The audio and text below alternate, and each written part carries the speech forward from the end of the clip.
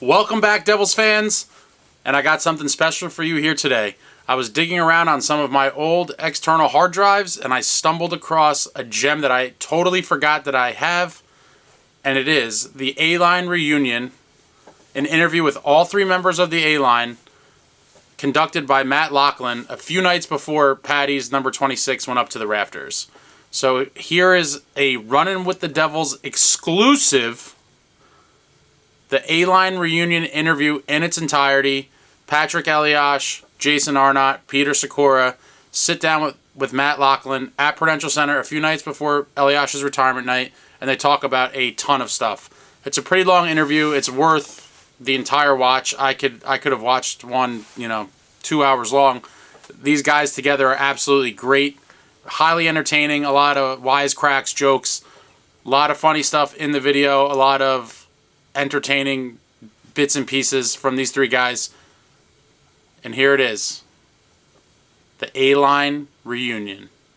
Those who will be watching or listening, a lot of great names from the past are going to be here. It's a very exciting program that is planned. I'm going to ask Jason and Petr to answer this question. You know Patrik, line mate, friend. Is he going to cry? I think we've made him cry a few times. On the ice. I think Pat is gonna hold it together. He's gonna be the cool guy, but at the end he's gonna crack and definitely gonna cry. And you know what? Who could blame him? Honestly, such an emotional. No. I just, on a serious note, it's we are all very excited for him. A lot of guys are coming. A lot of our friends who even play against us are coming, and I think Patty deserves this night. I think.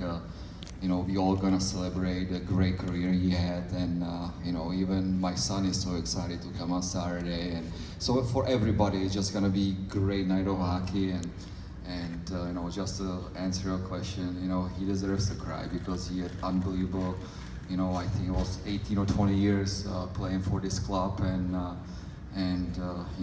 think it's gonna be a very special night. And I think there'll be tears in the eyes of some of the fans as well. It will be that what happened to Syky? Like, he just talked to you guys. I didn't even know he could speak English. Some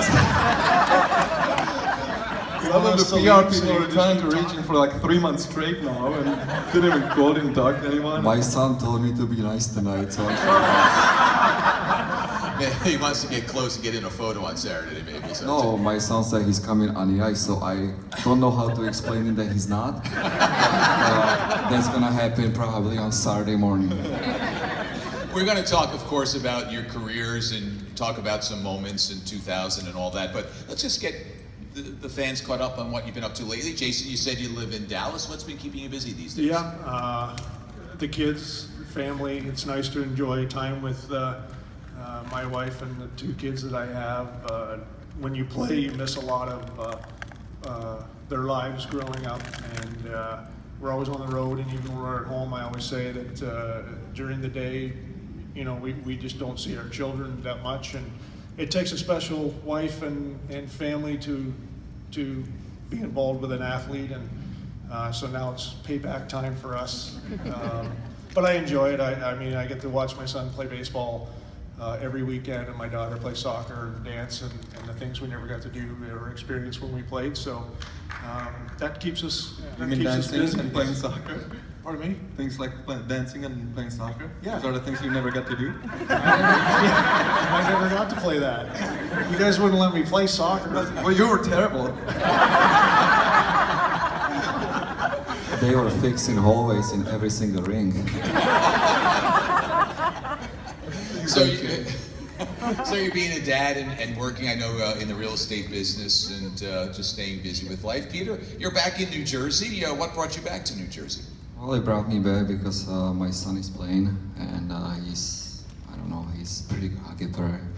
So, the youth hockey here in New Jersey is actually really good. And, I didn't want to go to Minnesota or to Canada or somewhere, Why not? Really, like the youth hockey in New Jersey is good. Just like the old days, huh? Just ignore me. He's not paying attention at all. So, you know, we decide, you know, on serious note again, we decided with my wife, live in the Sunshine State. We lived there for a couple of years, and, you know, we want to give ourselves a chance. And, you know, obviously in Florida, there is not a lot of teams and a lot of players, and, you know, so we basically move up here for a few years, and let's see where it's going to take us. But, you know, I didn't want to go to Minnesota. I want to go back home, so we went to New Jersey. And you didn't want to go to Canada either. Well, we're glad to have you back. People are leaving New Jersey and going to Florida, and you decided to come back, but you are welcomed with open arms. Trust me, it didn't take one night when I talked to my wife about this. It took a month. Patrik, how has retirement been, and what's been keeping you busy? You don't follow my Instagram? I do. Maybe not everybody else here. No, it's been great. Yeah, I get asked quite a bit if I'm bored or, you know, what am I doing, and I don't have time for anything. You know, as Jason said, it's a great privilege that we have as fairly young dads, that we can spend the time with our kids and be in their lives. And you know, it's the same thing for me. I love my everyday routine, take the girls to school and do the activities after and travel. We moved back to Prague for a little bit, and everything's so close there. You know, you go to Switzerland, you go to Austria, you know, in wintertime skiing. Obviously you guys know I started doing that again from a couple of years ago, and I love it. And just going for a beer with my buddies back at home anytime, you know, just walking around the town, it's great. So I really enjoy my life. I still am involved in hockey a little bit. I work with the junior national team. I go under 16 years old, the young kids, they're very talented, and they just want to learn, they're eager about any information, so I go with them as a, I guess, special consultant or something like that. And, it's pretty cool for me to be around those guys and see them just, you know, how much better they're getting on, you know, each week. And so I am in hockey, but I don't want to do it full time, not yet. I'm really having a blast, just having fun.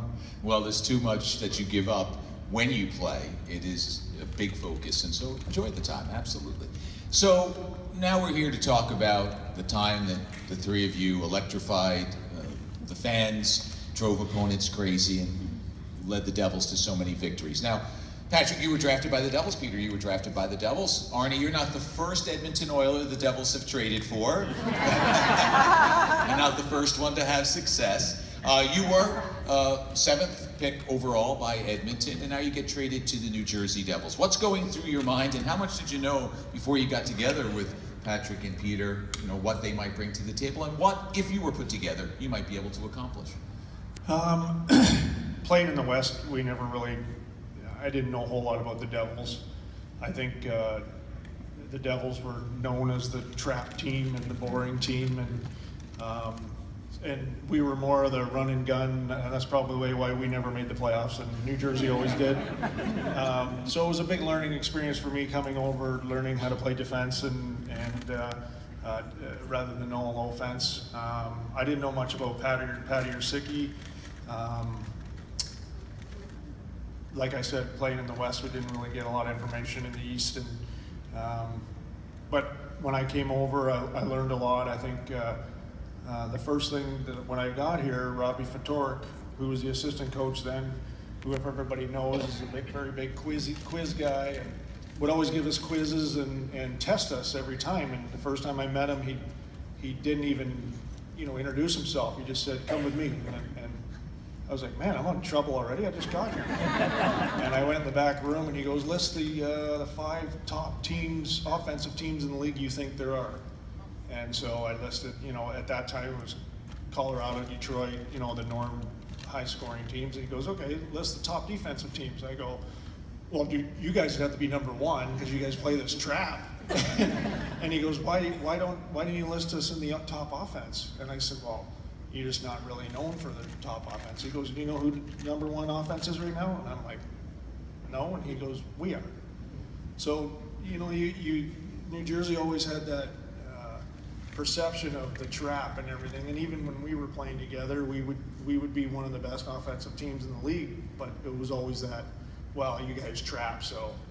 And we might have, but we ended up winning doing it. So I would trade all the offense in the world to play the trap and to win Stanley Cup. So that was my first impression of New Jersey. And then Patty and Sykie and I don't think we didn't start playing each other until the following year after, and things just clicked. So take us through that period, Patrik. Chemistry on a line is so elusive. Coaches look to find it. You know it when you see it. It's hard to get. So go through how the process began, you know, who you were playing with, what changes had to take place, and did you realize right away when the three of you were together it was going to be pretty good? Well, with Sykie it was known, you know, we played together in Albany and played together more obviously than before Jason came along. And did we ever play together on the national team? Well, we did play together, but We were playing on the national team together, but not on the line together. not on a line together. Yeah, but you know, the chemistry we had, it was special from get-go, obviously. And I think that the main reason is because we thought the game the same way. We wanted to play the game the same way.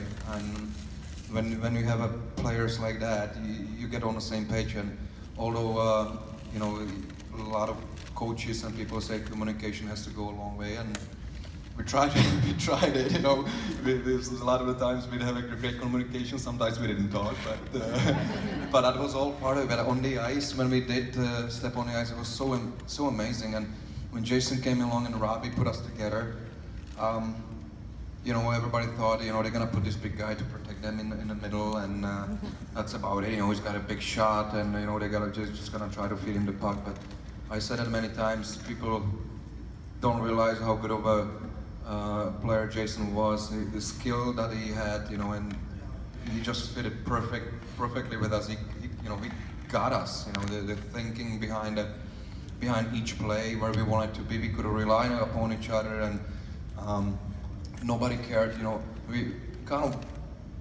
I don't know if it was a little unwritten rule, but we wanted to do so well, all three of us, that when we had a chance to be on the ice for the empty netters, we were like, all three of us got to touch it before we put it in the net. Okay, so we all get a point.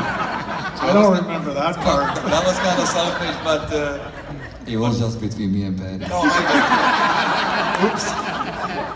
No, I knew it.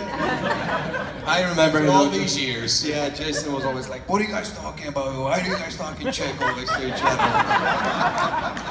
It had nothing to do with him, it was just for, you know, our opponents, but we did want to pass it to each other more often than to Jason, but no, it was a special 2 years. Jason said that, and I'm gonna say that on Saturday probably, but those were the two most fun years in my career, in my long career here in the Devils. I can't actually believe that we only played together for not even 2 years, 2 seasons, which is amazing, because who knows what could have happened if we stayed together longer. But it was that special that we do remember it, you know, so fresh, and we'll remember it for the rest of our lives. Peter, what was that chemistry about? What made it so special? That communication, not only verbal, though it might have been a little rare, but just that understanding on the ice.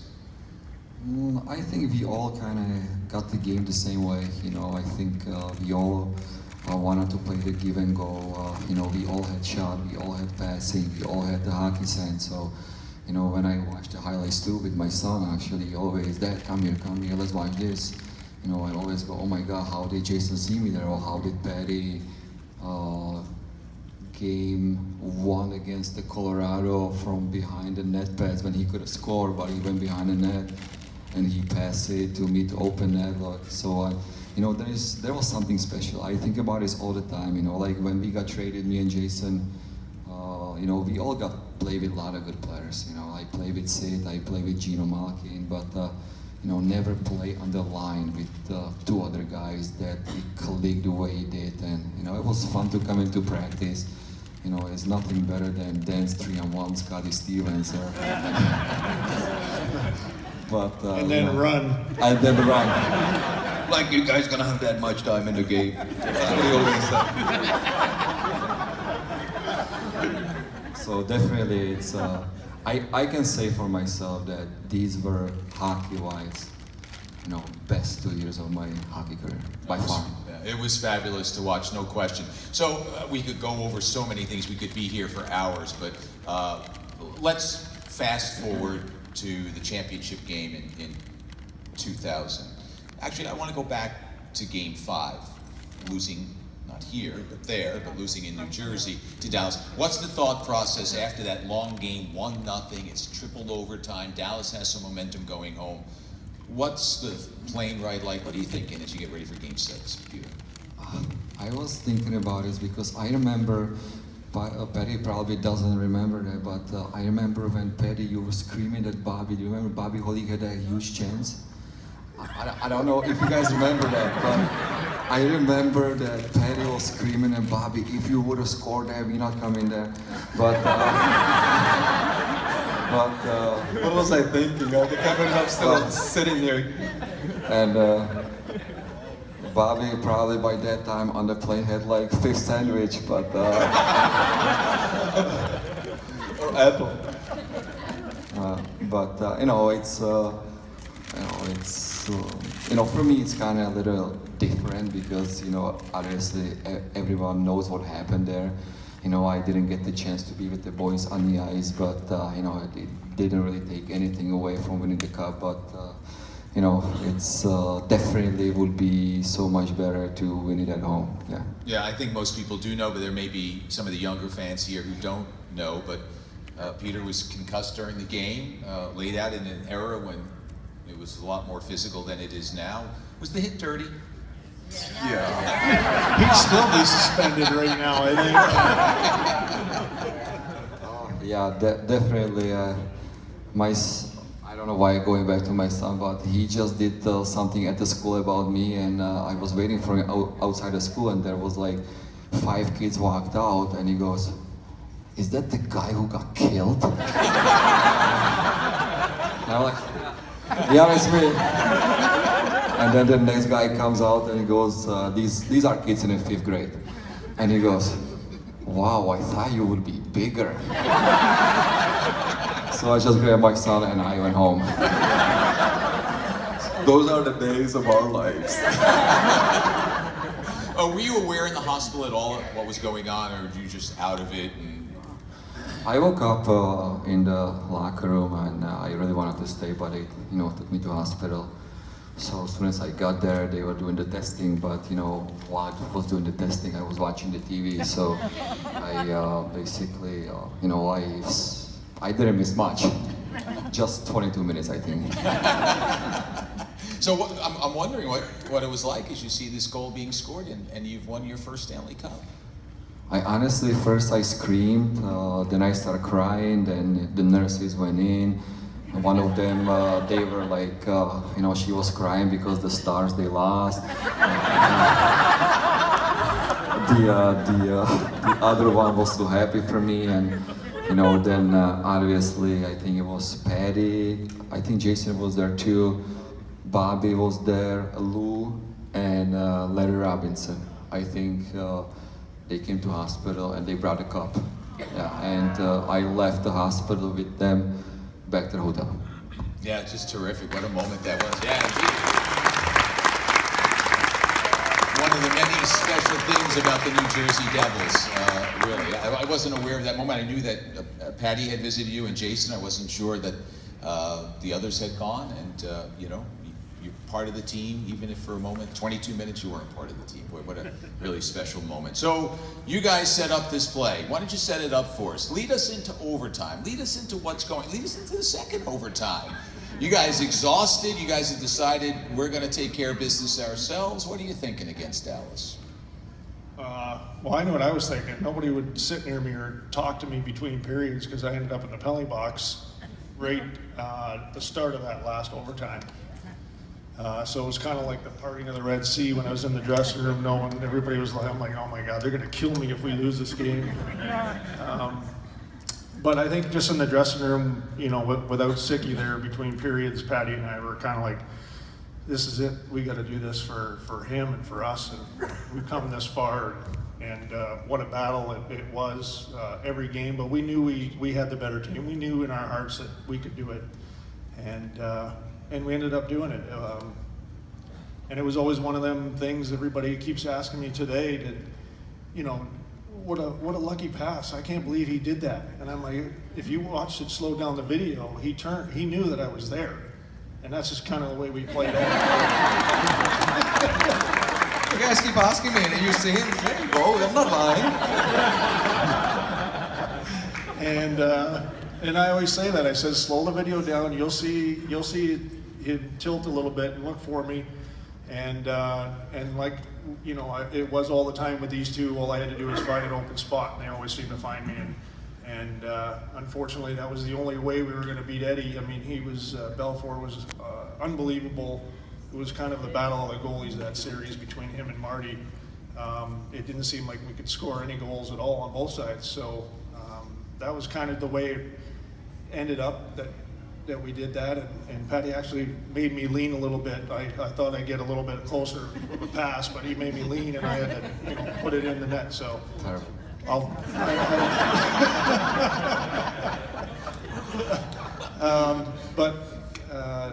You know, that series, I look back on the whole playoffs, from game one right to the end. It was such a hard-fought battle, and no wonder we were all ended up with, you know, wrist guards on our wrists and black eyes and cuts and bruises, and it was such a battle. But what a reward. And so, Patrik, you're in the corner and you do take a peek. Do you know, is there some intuition based on the play that you guys had that there's going to be an opening there and my man's going to be in front? Yeah, I think that place honestly sums up the way we felt about each other, the way we played together. And it had a lot to do with us staying on the ice, you know, after practice, staying out there for a little bit longer and just throwing passes, just kind of move around, just having fun. That was it. Like, we didn't do anything special. Sometimes we just kind of, you know, doing shooting drills or something like that, just for fun. But a lot of the times we just honestly just moving around, passing behind the back and things like that. And that play, it happened that way. I truly do believe I took a kind of a quick look behind me, and you know, obviously you cannot plan that you're gonna put it right on the tape or a little bit ahead of him, as Jason said. But you put it in the space where you hope that he is, that you kind of saw it in your mind, as you know, trust what you saw, and in that quick moment, and it just ended up that way. And you know, it was so emotional, obviously, after the game 5 at home. We were all ready with our families and fans and the closest, and wanted to really win it at home for our fans and experience the winning the Stanley Cup at home. And we had a champagne on the ice. You know, it was all kind of set up there. It was all overtime, so it could have gone, you know, either way. And then all of a sudden, you know, quiet, nothing. You know, and we have to go back to Dallas, you know, 3.5 hours on the flight. And I remember Larry was just telling us, you know, I was kind of sad and just kind of hanging my head, and he's like, hey, got another shot, you know, it's fine. You know, we got 2 more chances. We were the better team, you know, they made a good play. We're gonna do it again tomorrow, and tomorrow is our day. And obviously even that game, you know, you go again into the overtime, you know, first overtime. And like Jason said, I remember there was chances, you know, on their side, on our side, and Marty and Eddie they were so good during that series. And that thing that would happen to the play that happened to Petr, you know, it did affect the game, and it emotionally got us even more pumped that we have to do it for, not just for us, but also for him. And it was meant to be. It was meant to be. They won it the year before, that was meant to be for us, and now we obviously know what happened, unfortunately, the year after that. But those are things that matter, kind of, and sometimes you look back and it was just supposed to be that way. So you were screaming, the nurse was crying, you're running away from Scotty Stevens, who's about to crush you along the boards. What are you doing after the goal goes in? I actually was in the corner, kind of still moving. He was celebrating by himself in the corner. I was like, just like my hands up, and then I see Jason just bailing towards the penalty box, towards the middle of the ice, and I guess I better get going too. So I actually, you know, I skated all the way up there, jump up there. The guys were already coming out of the bench, and as I said, it was such a reward, such a great feeling. But at the same time, at that moment, I said that many times. I was so happy it was over. I was just relieved that we're done. That we don't have to play another minute, another second. Yeah, the physical and emotional toll. We could go for, what are you guys doing for the next hour? You want to take some more questions? No, we could go on forever. Were we supposed to take questions from the audience? I'm sorry, just somebody let me know. Can we do a couple? I apologize. Yeah, all right, we got some microphones, so we'll do that. It's all about the fans, it always has been for these Yeah, we guys. can hear him. Yeah, well, let everybody else hear. Here comes the microphone, sir, right to your right.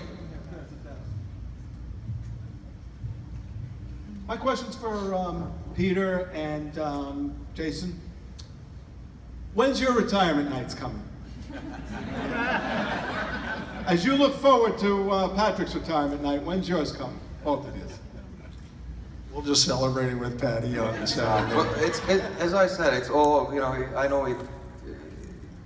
Listen, this is a great night, and all these guys, maybe they're unfortunate to play only for one team, and if they would, it'd probably be in this city too, and or in this situation. And so, as I said before, that this is a celebration not just for me, what I've done, but the people that were, part of this journey, and those guys were only for 2 years, but they mattered a lot. Trust me. Question right here in the aisle. I'll pass the microphone right there. Can you talk a little bit about the Philadelphia series and about Larry Robinson getting angry apparently? Second. He absolutely snapped. Typical for Larry. Like he really snapped in the locker room. I never seen Larry snap like that before. I can say enough about this coach. Larry is still in my heart. Is the coach who helped me tremendously in every aspect of my game, and I have so much respect for him. And he snapped and he got us going, and never expected. I don't know if you guys did expect him to snap like that, but it was straight to the point. It was very loud and got us going. And there was a garbage can involved, is that true? There was a bunch of stuff involved. It was just put your head down and don't get hit. But that series, we were kind of rolling along pretty well against Florida and Toronto, and then we started off like gangbusters against Philadelphia, and then we got down by 3 games. I don't know. I mean, we were just. I think we went back for that game 5. Or game 4 or 5, and I think we just kind of came after Larry lost it on us. We kind of just came together as a group and said, let's just go. And I know it's cliche, but let's go and play it one shift at a time, and we'll get one win and see what happens next, and we'll just kind of go from there. And after Larry did that, I think it just calmed us down. We weren't nervous about it. We were like, we put ourselves in this situation. And he reinforced the knowledge that we were the better team, and we should come out of this on top. And we've done this to ourselves. And I think we just went out there and played the way we did the first 2 series and came back. And I remember after that series, I'm like, oh my God, we're going to play another series after this? It was, those are two big, tough teams that we played, Philly and Toronto.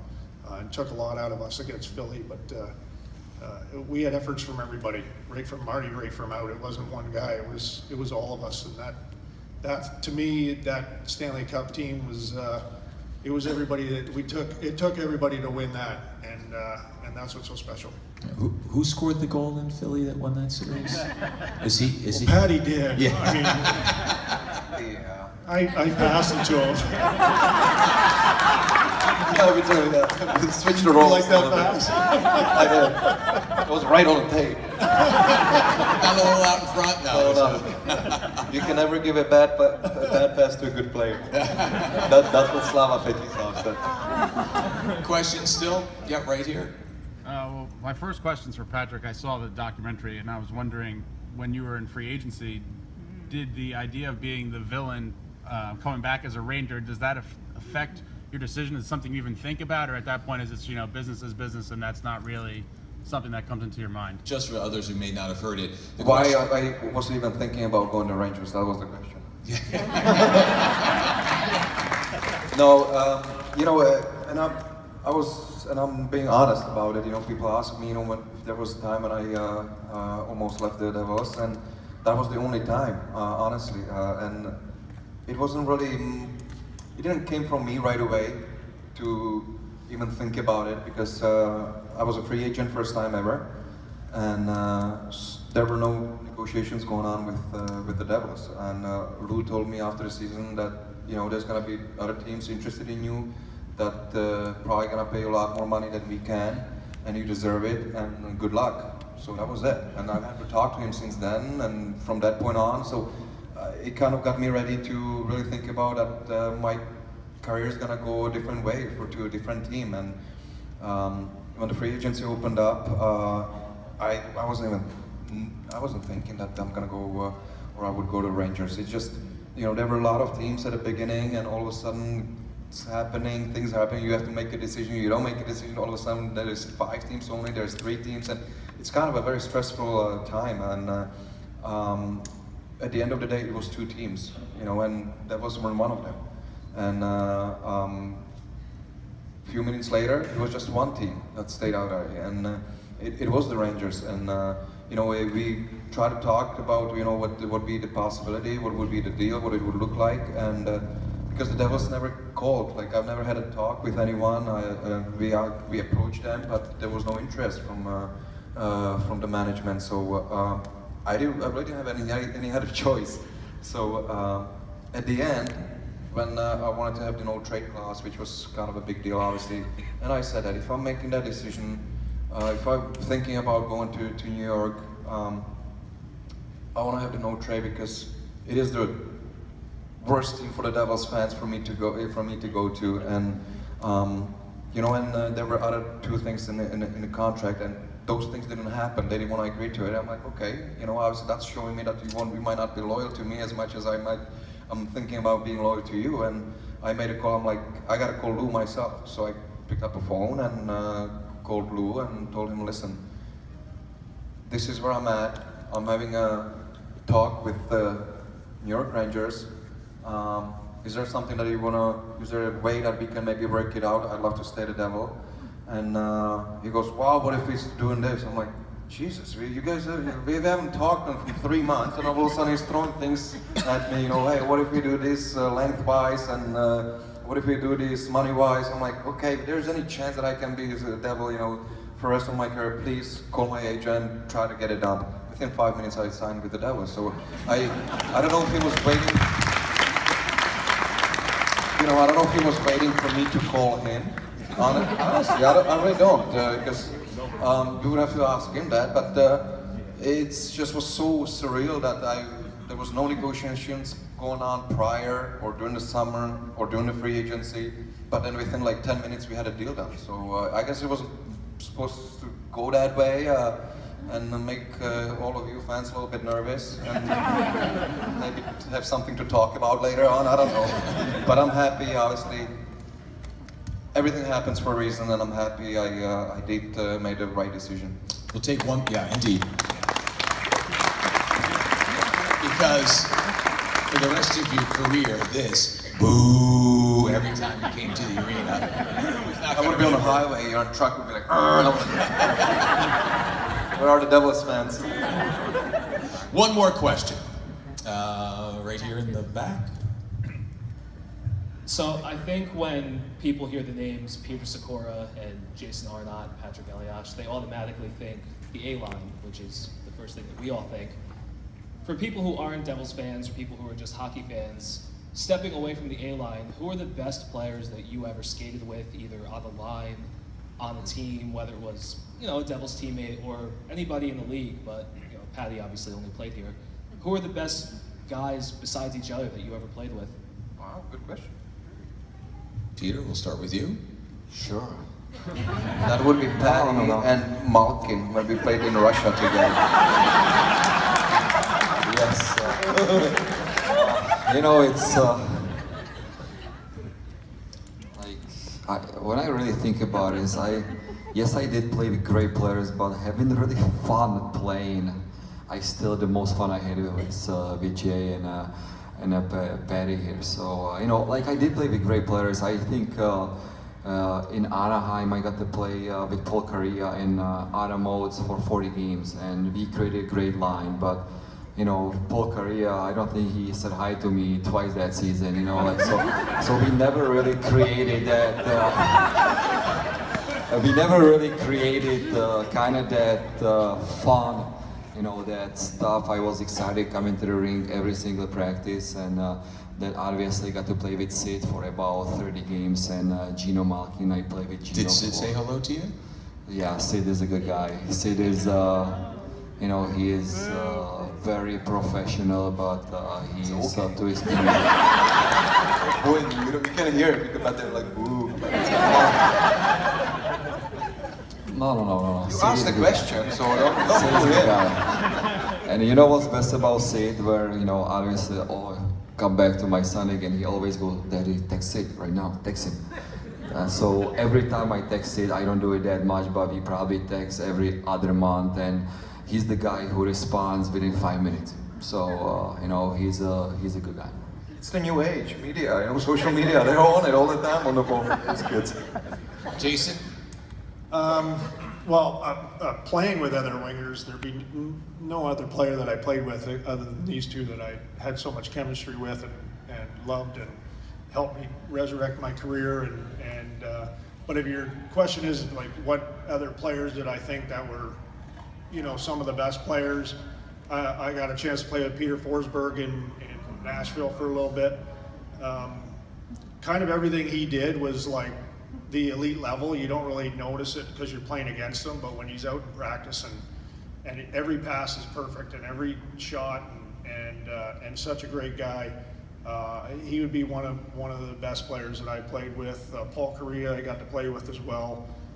Mike Modano in Dallas. You know, I got to play with a bunch of great players, but and line mates. A lot of my line mates were great, but you know, it's hard to have two guys that you click with as much as these two and what we had together. You know, I just never had on any other team. You always have one guy that you clicked with, or one guy that you always were on the same line. But to have three guys is special. It's you don't find that too often, especially nowadays. And Patrik, the last answer will be from you.